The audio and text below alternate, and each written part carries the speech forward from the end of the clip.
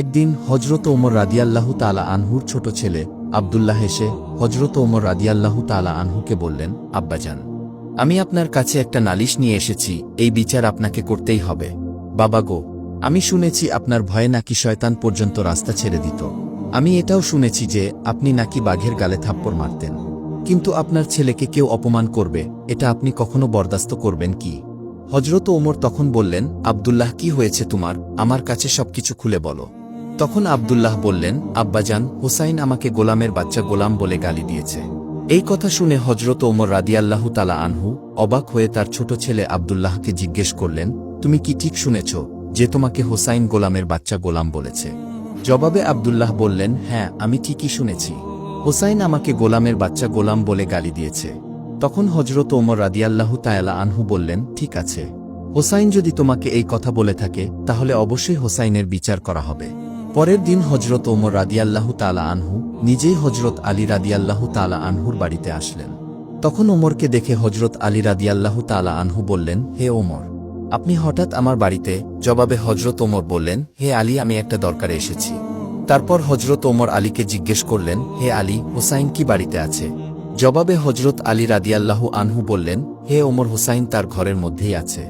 তারপরে হজরত আলী রাদিয়াল্লাহু তাআলা আনহু ওমরের কাছে জানতে চাইলেন যে ওমর, হুসাইনকে কি দরকার? তখন হজরত ওমর রাদিয়াল্লাহু তাআলা আনহু বললেন, হে আলী, হুসাইন আমার ছেলে আব্দুল্লাহকে গোলামের বাচ্চা গোলাম বলে গালি দিয়েছে। তখন হজরত আলী বললেন, হে ওমর, হুসাইন তো এমন কথা বলতে পারে না। ঠিক আছে, যদি হুসাইন এই কথা বলে থাকে তাহলে তাকে ডেকে আনছি। অতঃপর হজরত হুসাইন রাদিয়াল্লাহু তাআলা আনহুকে ডেকে আনা হল। হুসাইন আসার পর হজরত আলী রাদিয়াল্লাহু তাআলা আনহু হুসাইনকে জিজ্ঞেস করলেন, হে হুসাইন, তুমি কি ওমরের ছেলে আব্দুল্লাহকে গোলামের বাচ্চা গোলাম বলে গালি দিয়েছ? জবাবে হজরত হুসাইন রাদিয়াল্লাহু তাআলা আনহু বললেন, হ্যাঁ, আমি এই কথা বলেছি। এই জবাব দিয়ে হজরত হুসাইন রাদিয়াল্লাহু তাআলা আনহু আবার ঘরের ভিতর চলে গেলেন। হজরত ওমর রাদিয়াল্লাহু তাআলা আনহু হজরত আলী রাদিয়াল্লাহু তাআলা আনহুকে বললেন, হে আলী, আমি এটার সঠিক বিচার করতে চাই। তখন হজরত আলী রাদিয়াল্লাহু তাআলা আনহু ওমরকে বললেন, এটা তো বাচ্চাদের ব্যাপার, এটা বাদ দিলে কি হয় না?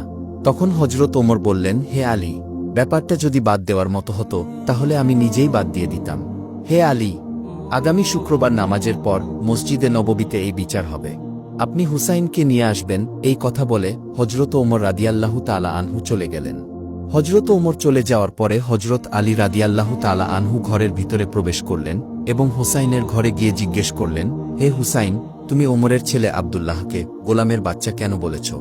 জবাবে হুসাইন রাদিয়াল্লাহু তাআলা আনহু বললেন, আমি যা সত্য তাই বলেছি। তারপরে শুক্রবার দিন মসজিদে নববীর মধ্যে সমস্ত সাহাবীরা এবং মুসল্লিরা জমায়েত হল। সাহাবীদের মধ্যে কেউ কেউ বলাবলি করছিল, আজকে না জানি কি হয়, না জানি ওমর হুসাইনকে কি করে। যে হুসাইনকে দয়াল নবী সাল্লাল্লাহু আলাইহি ওয়াসাল্লাম এত আদর করত এবং বলতো, হে হুসাইন, তুমি আমার, আমি তোমার। তোমাকে যে ভালোবাসবে সে যেন আমি রসুলকেই ভালোবাসল, তোমাকে যে কষ্ট দিবে সে যেন আমি রসুলকে কষ্ট দিল। সেই হুসাইনের কি বিচার জানি ওমর করে। জুমার নামাজ শেষে কিছু সাহাবীরা হজরত ওমরকে অনুরোধ করে বললেন, হে আমিরুল মুমিনিন, আপনি তো জানেন দয়াল নবী সাল্লাল্লাহু আলাইহি ওয়াসাল্লাম হুসাইনকে কতটা ভালোবাসতেন। হুসাইনের বিচারটা বাদ দিলে কি হয় না? তখন ওমর রাদিয়াল্লাহু আনহু সাহাবীদেরকে বললেন, হে সাহাবীরা, তোমরা যা জানো আমিও তা জানি, কিন্তু কাল হাশরের ময়দানে আল্লাহ পাক রাব্বুল আলামিন যদি আমাকে এই বিচারের জন্য তার কাঠগড়ায় দাঁড় করায়, তখন যদি আমি অপরাধী হয়ে যাই, তাহলে সেদিন তোমরা পারবে কি আমাকে রক্ষা করতে? হজরত ওমরের মুখে এমন কথা শুনে সমস্ত সাহাবীরা নিশ্চুপ হয়ে যায়। তারপর বিচার কার্য শুরু হল। হজরত ওমর রাদিয়াল্লাহু আনহু মিম্বরে বসে হজরত হুসাইনকে উদ্দেশ্য করে বলতে লাগলেন, হে হুসাইন, তুমি কেন আমার ছেলেকে গোলামের বাচ্চা গোলাম বলেছ? তখন হজরত হুসাইন রাদিয়াল্লাহু তাআলা আনহু জবাব দিলেন, হে ওমর, বড় কথা বলো না, তুমি কি আমার নানার গোলামি করো নাই? এই কথা শুনে হজরত ওমর রাদিয়াল্লাহু তাআলা আনহু দুটি চোখের পানি ছেড়ে দিলেন। হজরত ওমর হুসাইনকে লক্ষ্য করে বললেন, হে হুসাইন, তুমি যে কথাটা বললে এই কথাটা কি তুমি কোনো কাগজে লিখে দিতে পারবে? হুসাইন রাদিয়াল্লাহু তাআলা আনহু জবাবে বললেন, হ্যাঁ, অবশ্যই লিখে দিতে পারব। তারপর হুসাইন রাদিয়াল্লাহু তাআলা আনহু কাগজে লিখলেন, ওমর আমার নানার গোলামি করেছে বিধায় তার ছেলেকে আমি গোলামের বাচ্চা গোলাম বলেছি। হজরত ওমর রাদিয়াল্লাহু তাআলা আনহু কাগজের টুকরাটি হাতে নিয়ে একটা চিৎকার দিয়ে বললেন, হে মসজিদে নববীর মুসল্লিরা ও আমার নবীর আদরের সাহাবীরা, আজ থেকে আমি ওমরের আর কোনো ভয় নেই।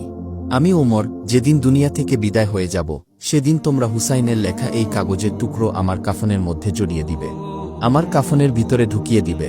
কাল হাসরের ময়দানে যখন বিচার কার্য শুরু হবে, তখন আমি ওমরের কোনো ইবাদত বন্দেগী যদি আল্লাহর দরবারে কবুল না হয়, আর সেদিন যদি আমি বিপদে পড়ে যাই, তাহলে আমি আল্লাহ পাক রাব্বুল আলামিনের দরবারে হুসাইনের লেখা এই কাগজটুকু তুলে ধরে বলবো, হে আল্লাহ, হুসাইন বলেছে আমি তোমার বন্ধুর গোলামি করেছি, এই জন্য হলেও আজকে তুমি আমাকে ক্ষমা করো। তারপরে মসজিদে নব্বীর সকল মুসল্লিরা একসাথে নারায়ে তাকবীর দিয়ে উঠলেন।